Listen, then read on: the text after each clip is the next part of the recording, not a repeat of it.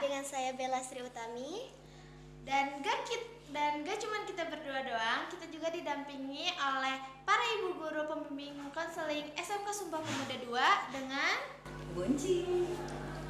Ibu Encing sebagai guru BK di kelas 11. Oke. Susi di kelas 10. Dan saya Ibu Nunung, guru BK di kelas 12. Hai semuanya. Assalamualaikum warahmatullahi wabarakatuh. Waalaikumsalam warahmatullahi wabarakatuh. Ibu, apa kabarnya? Baik, alhamdulillah. Kalian gimana? Alhamdulillah baik. Cuman sekarang kayaknya kita tuh lebih pusing karena banyak tugas ya. Ya, praktek-praktek Iya. banyak. Udah banyak? Semangat. Nikmati saja. Nah iya, harus menikmati dong. Iyalah, jalanin benar. dulu prosesnya ya. Nanti juga beres. Iya. Kalau dikerjain. Walaupun sambil ya Allah. Nangis Ibu, dikit gak apa-apa kan ya? Ibu sekalian kesibukannya sekarang apa? Dari mana nih? Dari Kegiatan sehari-hari deh. Ya, kegiatan sehari-hari. Ceritain. Ya, boleh dari Buncik dulu ya. Buncik biasa tetep kalau di sekolah jadi guru, kemudian kalau di rumah jadi ibu rumah tangga. Terus apa lagi dong? Jadi istri yang baik mungkin ya? Bukan mungkin ya harus. Oh iya ya. Wajib ya. Kemudian jadi ibu kalian yang terbaik lah Iya. kalau bisa. Insyaallah ya. Surga untukmu ibu. Lanjut. Kalau untuk Ibu Susi kesibukannya Sama seperti itulah, ibu rumah tangga di sekolah sebagai ibu kalian, ya orang tua kedua siswa ya. Gitu aja. Mengelola butik. Waktu itu sekarang Budak. awalnya begitu, Iya. sekarang sedang off dulu, capek. kalau untuk Ibu Nunung Ya serupa lah, serupa tapi Tak tak sama. sama. Karena memang sama aja. Saya sebagai ibu rumah tangga juga kalau di rumah, saya juga sebagai guru di sekolah, pendidik di sekolah. Dan ya selain itu karena anak saya lebih kecil-kecil dari Bu Encik dan Bu Susi, ya otomatis jadi guru TK juga buat anak saya di rumah. Buat anak saya di rumah maksudnya. keren ya untuk Ibu guru kita keren. Bu, mau nanya deh, kenapa sih ada 3 guru BK tuh di SMK kita? Kenapa ya? Nah, coba mungkin yang lebih enak karena di sini urutannya 10, 11, 12 lah yang menjawab. Gimana ceritanya 10, 11, 12? Berarti kan Ujung ini ya. tengah, ini masih adek. Oh iya. Iya, sebagai kakak. Sebagai kakak ya. Iya.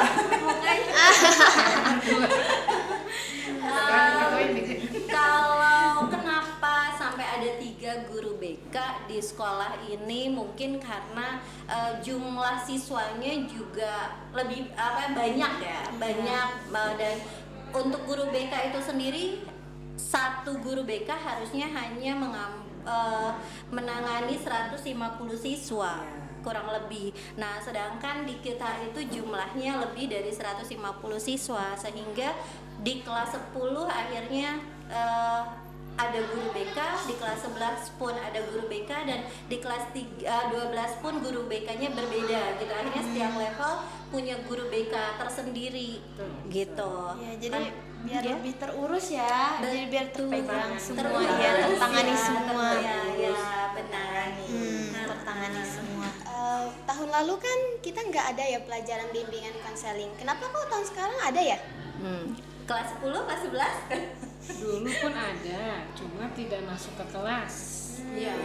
Mungkin, Kenapa? Sekarang ada pertimbangan dari kebijakan sekolah ya tentang kuota mengajar. Karena kan hubungannya dengan banyaknya siswa keseluruhan, lalu dibagi-bagi tugas dengan guru-guru yang sudah tersertifikasi untuk membantulah menambah Dan kuota. coba benar, dan coba dikembalikan lagi ke kalian, enaknya BK itu masuk kelas apa enggak? Anaknya masuk kelas sih. Ya, itu berarti salah satu kemajuan dari BK tahun ini. Ya, BK-nya bisa masuk kelas kayak gitu. Iya, alhamdulillah ya. Waktu tahun kemarin kita sempat itu break 1 tahun atau 2 tahun ya, 2 tahun ya.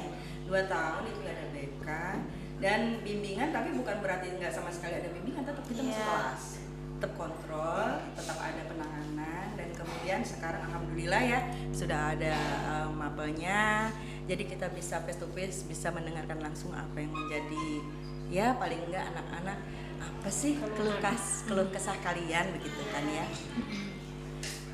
Dan perlu digarisbawahi juga bahwa BK itu nggak hanya untuk konseling secara individu antara anak dengan gurunya gitu, atau di BK itu juga ada ada konseling kelompok, sehingga akan lebih memudahkan ketika guru BK-nya masuk ke dalam kelas kayak gitu. Dan contohnya misalnya di kelas 12 itu ada bimbingan karir.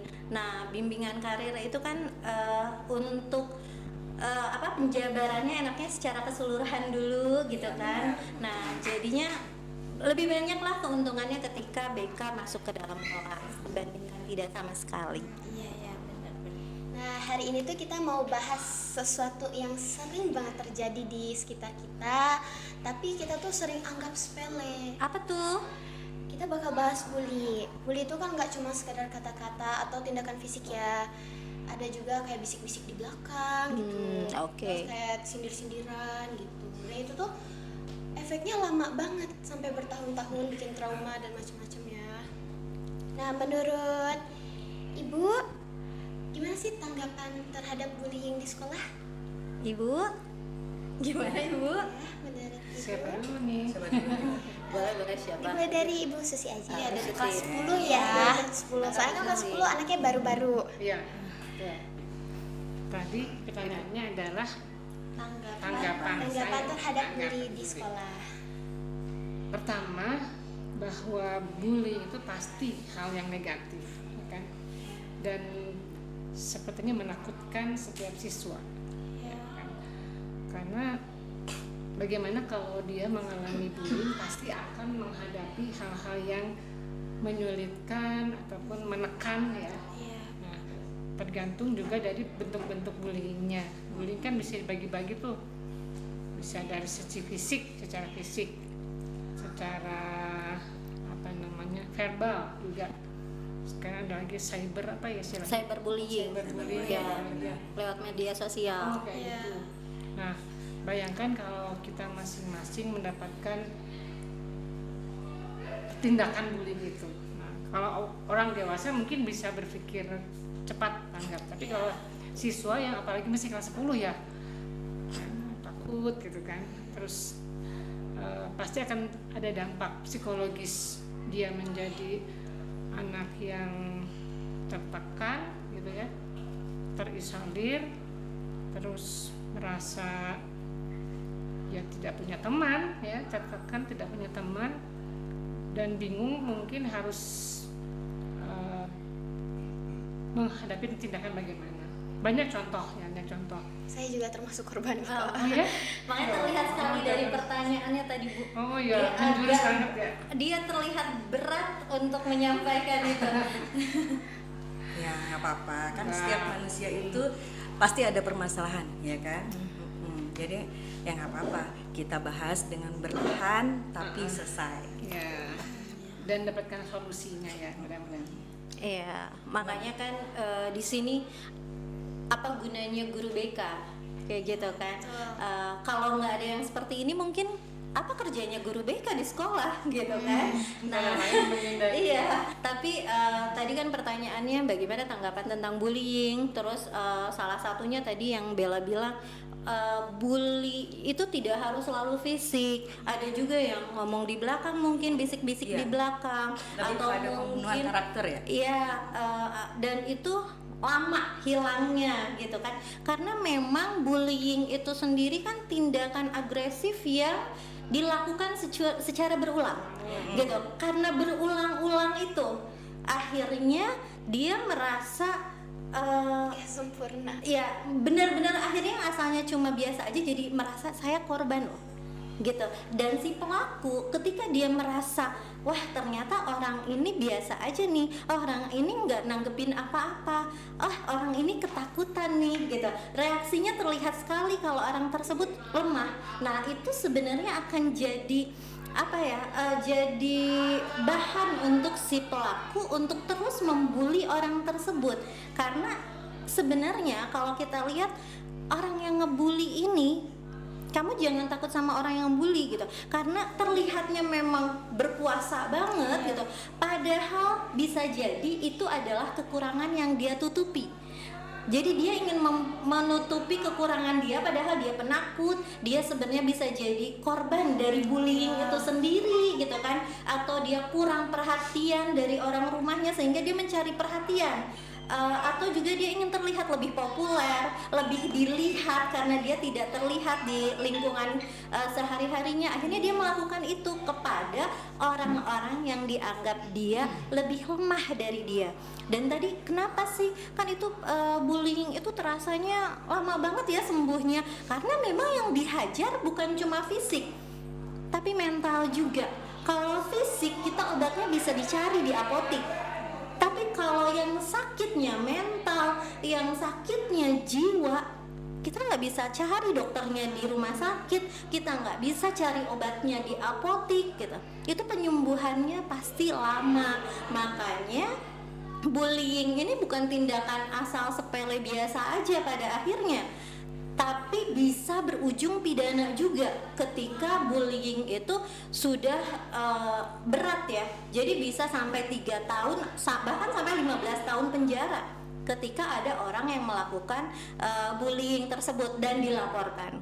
Cuma kebanyakan memang dari kita tuh jarang yang melaporkan, atau mungkin merasa itu bullying itu jadi kayak habit aja ya, kebiasaan gitu. Contoh misalnya ketika kita mabar, main bareng, itu berapa kali gitu kan kata-kata kasar yang diucapkan ketika kita main game. Dan kata-kata kasar itu dulu mungkin itu terlihat jadi kayak bullying banget, tapi sekarang jadi habit biasa aja kan. Jadi kebiasaan. Misalnya maaf ya, kata-kata kasar yang goblok gitu kan, terus atau bahasa binatang yang keluar gitu, Absen binatang. iya. Miris sendiri, padahal ucapan itu adalah doa.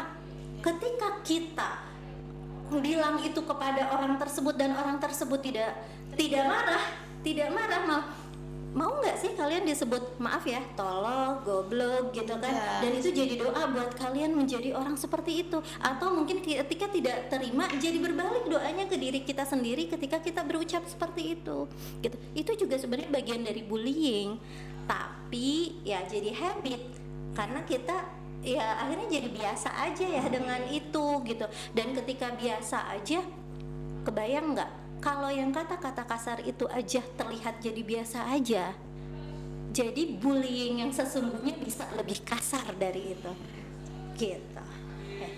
Iya. Kenapa sih kelihatan biasa aja? Karena kalau misalkan kita baperan nih Bu, kita menanggapi, kamu jangan kayak gitu dong, itu kan kasar, nanti kita malah dijauhi Bu.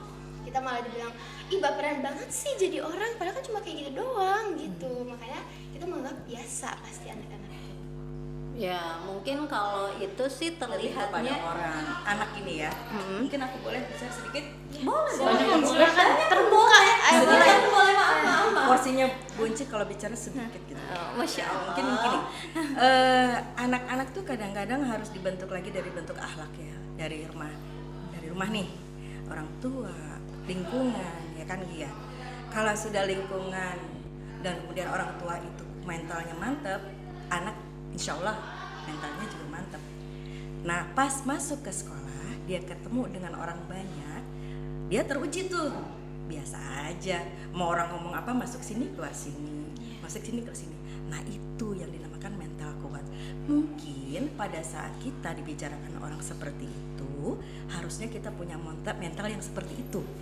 Udahlah nggak sakit ini, sakit hati percuma, capek gitu ya.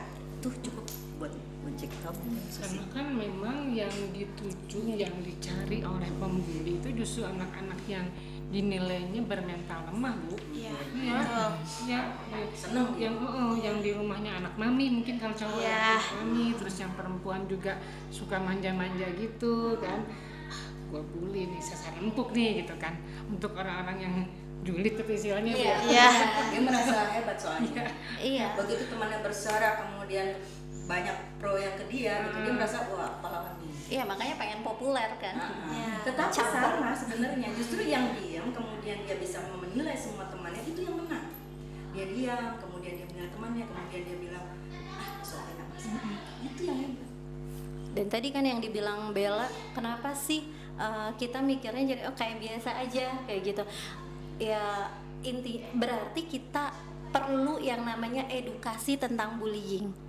Ya, Gitu, betul. edukasi tentang bullying supaya korban tahu mana yang termasuk ke dalam bullying, mana yang tidak, dan pelaku pun tahu bahwa tindakannya termasuk bullying atau bukan, Ya. dan dampaknya, terus juga ciri-cirinya seperti itu.